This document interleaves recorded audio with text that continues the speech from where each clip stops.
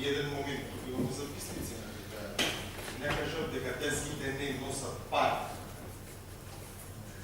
Дека најголем дел од профитот го правите од иранскиот пазар, во кој меѓу другото се тезгите, ако знаете, слушате како што кажувам, и од камнаки.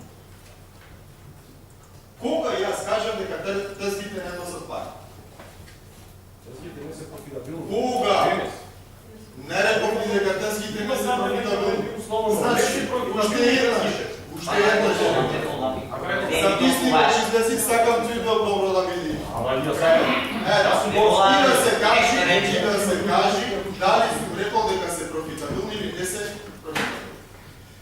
Приходите од тезгите, од долниот пазар, се отприлика на ниво од минати години со некое зголемување. Кој? Во најголем дел, директор. Во најголем дел се должи на добрите временски атмосферски услови во пазарот. Немојте, ама. Немојте. Оти вие шатате тезга до тезга, затоа се зголемени приходите од тезги. И уште една работа. Апсолутно немам намера се јавам ова точка, тоа го знаат и моите колеги. Оно што мене ме испровоцира е вашата реченица. Од кога ВМРО ДПМН е на власт, пазарот работи добро.